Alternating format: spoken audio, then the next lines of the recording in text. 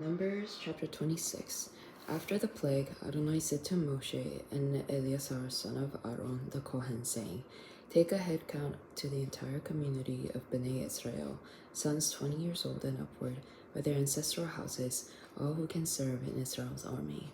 So Moshe and Eleazar the Kohen spoke with them on the Moabite plains by the Jordan, across from Jericho, saying, Just as Adonai commanded Moshe, a census will be taken of all men of Bnei Israel who came out of Egypt from 20 years old and upward. The descendants of the sons of Reuben, Israel's firstborn, by Hanok, the Hanokite family, by Palu, the Paluite family, by Hezron, the Hezronite family, and by Carmi, the Carmite family, which Reubenite families numbered 43,730. The son of Palu was Eliab. The sons of Eliab were Nemuel, Dathan, and Abiram. These were the Dathan and Abiram who were community leaders who rebelled against Moshe and Aaron, and were among the following of Korah in their rebellion against Adonai. Then the earth opened its mouth and swallowed them with Korah, whose followers died when the fire consumed 250 men, these men serving as a warning. Korah's sons, however, did not die. The sons of Simon by their families were by Nemuel, the family of the Nemuelites, by Jamin, the family of the Jaminites, by Yakin, the family of the Jakinites, by Zerach, the family of Zerachites, and by Shaul, the family of the Shaulites. These families of the Simeonites numbered 22,200. The sons of Gad by their families were by Zephon, the family of the Zephonites, by Haki, the family of Haggites, by Shuni, the family of Shunites, by Ozan, the family of Ozanites, by Eri, the family of Arites, by Arod, the family of Arodites, by Ariel, the family of the Arielites. The sons of Gad numbered 40,500. And Onan were sons of Judah, but had died in the land of Canaan. The sons of Judah by their families were by Shelah, the Shelonite family, by Perez, the Perezites family, by Zerach, the Zerachites family. The sons of Perez by Hezron, Hezronites family, by Hamul, the Hamulites family. These were the sons of Judah. They numbered 76,500. The sons of Issachar by their families were Tola, the family of Tolites, by Puva, the Punite family, by Jashub, the Jashubites family, by Shimron, the Shimronite family. These were the families of Issachar. They numbered 64,300. The sons of Zebulun by their families were by Seret, the family of the Seredites, by Elon, the family of Elonites, the Jahalel, and the family of the Jahalites. These were the Zebulunites' families. They numbered 60,500. The sons of Joseph by their families were Manasseh and Ephraim. The sons of Manasseh were by Machir, the family of Machirites, by Gilead, the family of the Gileadites. The sons of Gilead were by Lezer, the family of the Lezerites, by Heleg, the Helegite family, by Asriel, the Asrielites family, by Shechem, the Shechemite family, the Shemidai, the Shemidite family, by Hefer, the Heferite family. Hefer, son of Zelophehad, had no sons, only daughters. The names of Zelophehad's daughters were Mahlah, Noach, Hoglah, Milcah, and Tirzah. These were the families of Manasseh. They numbered 52,700. These were the names of Ephraim by their families of Shuthelah, the Shuthelite family of Becherite family of Tahan, the Tahanite family. These are the sons of Shuthelah, of Aaron, the Aaronite family. These were the families of the sons of Ephraim. These numbered 32,500. These were the sons of Yosef by their families. The sons of Benjamin by their families were by Bela, the Belite family, by Ashbel, the Ashbelite family, by Ahiram, the Hiramite family, by Jephufam, the Jephufamite family, by Hufam, the Hufamite family. The sons of Bela were Ard and Naaman. By Ard was the family of the Ardites, By Nam, the family of the Namanites. These were the sons of Benjamin. They numbered 45,600. These were the sons of Dan by their families. By Shuhamite family. These were the families of Dan. By family, they were all Shuhamite families, and they numbered 64,400. The sons of Asher by their families were by Imnah the Imnite family, by Ishvi the Ishvite family, by Beriah the Berite family. Through the sons of Beriah by Heber the Heberite family, by Malkiel the Malkielite family. The name of Asher's daughter was Zerah. These were the families of Asher's sons. They numbered 53,400. The sons of Naphtali by their families were by Jahaziel the Jahazielite family, by Gunni the Gunnite family, by Jezer the Jezerite family, by Shilem and Shilemite family. These were the families of Naphtali by their families. They numbered 45,400. These sons of Israel totaled 601,730. Adonai then spoke to Moshe, saying, "The land is to be divided to these as an inheritance according to the number of names. But for the larger, you are to make his inheritance larger, and to the smaller, you are to make his inheritance smaller. Each is to receive his inheritance in proportion to his population. Certainly, the land is to be divided by lot. They will inherit it according to the names of their ancestral tribes. The division of the inheritance of larger and smaller tribes is to be decided by the lot." These were the numbers of Levites by their families: by Gershon, the Gershonite family; by Kohath, the Kohath family; by Merari, the Merarite family. These were the families of Levi: the Lebanite family, the Hebronite family, the Machalite family, the Mushite family, and Korahite family. Kohath fathered Amram. Amram's wife's name was Jochebed, daughter of Levi, who was born to the Levites in Egypt. She gave birth to Aaron, and Moshe, as well as Miriam, their sister. Aaron was the father of Nadab, Abihu, Eleazar, and Ithamar. However, Nadab and Abihu died when they offered sacrifices with unauthorized fire before Adonai. The male Levites, a month old and upward, totaled 23,000.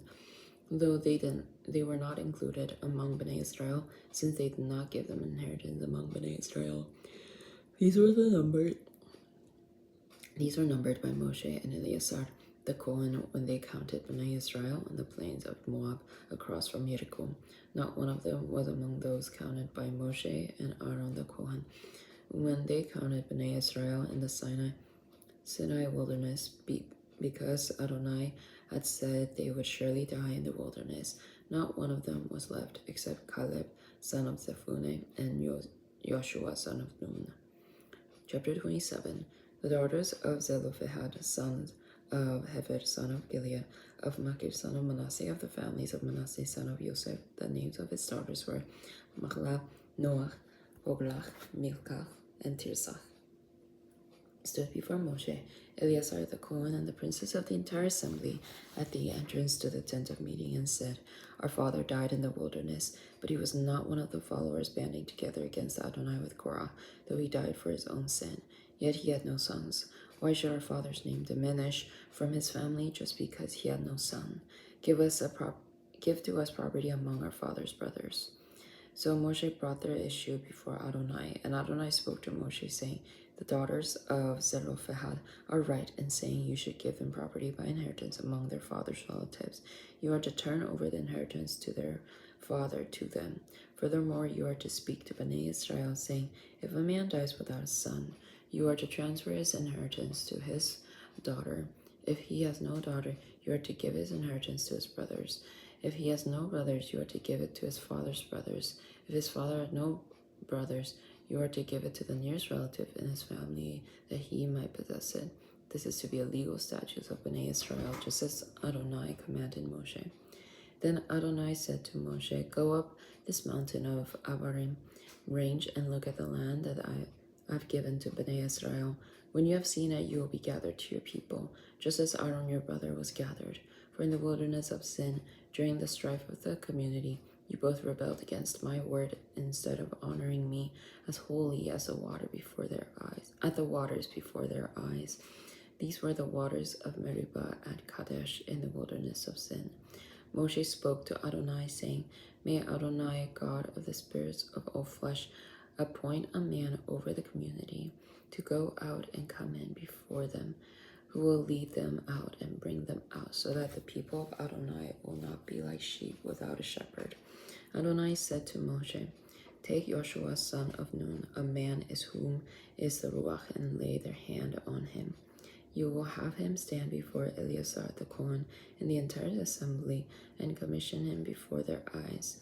Give to him some of their authority, so that the whole community of Bnei Israel will obey him. He will stand before Eleazar the Kohen, who will pray and obtain judgment for him by Urim and before Adonai. At his mouth they will go out, and at his mouth they will come in, he and all the community of Bnei Israel with him. Moshe did as Adonai commanded him.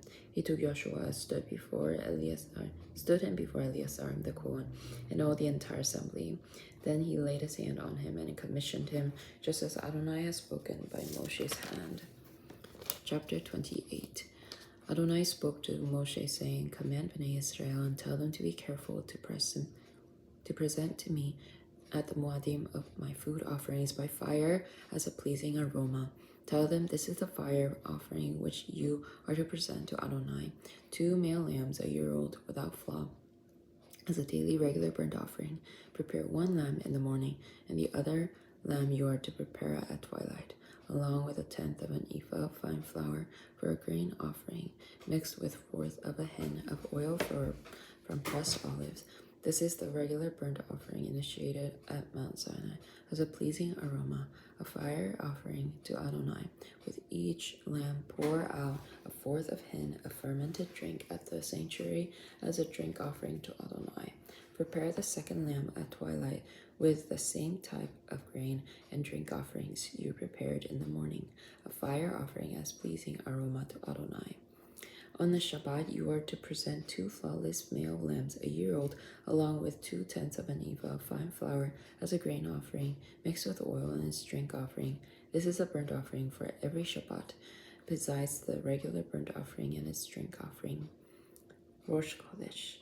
On the 1st month, you are to present to Adonai a burnt offering of 2 young bulls, 1 ram, 7 flawless male lambs a year old, with 3/10 of an ephah of fine flour mixed with oil as a grain offering with each bull, and 2/10 of an ephah of fine flour mixed with oil as a grain offering with the ram, and with each lamb 1/10 of an ephah of fine flour mixed with oil for a grain offering, a burnt offering as a pleasing aroma, an offering by fire to Adonai. Their drink offering shall be per bull 1/2 a hin of wine, 1/3 of a hin of wine per ram, and 1/4 of a hin per lamb. This will be the monthly burnt offering at each new moon throughout the year. Also 1 male goat as a sin offering to Adonai, beside the regular burnt offering, is to be offered with its drink offering. On the 14th day of the 1st month is Adonai's Passover. On the 15th day there is to be a feast. For 7 days matzot will be eaten.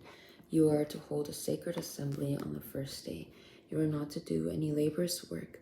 You are to offer to Adonai burnt offering by fire, 2 young bulls, 1 ram, and 7 male lambs a year old. They are to be flawless. You are to offer their grain offering of fine flour mixed with oil, 3/10 of an ephah per bull, 2/10 of a ram, and 1/10 per each of the 7 lambs, plus 1 goat for a sin offering to atone for yourselves.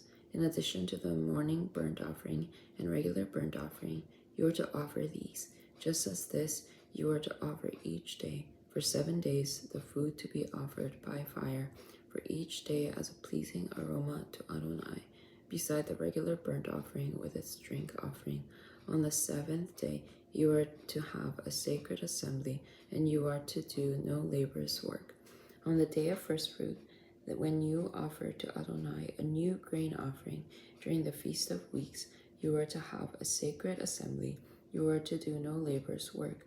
You are to offer as a pleasing aroma a burnt offering to Adonai, 2 young bulls from herd, 1 ram, and 7 male lambs a year old. With each bull there is to be a grain offering of 3/10 of an ephah of fine flour mixed with oil, with the ram 2/10, and with each lamb 1/10, plus 1 male goat to make atonement for you. In addition, you are to prepare the large burnt offering with its grain offering, its drink offering. They are to be without defect.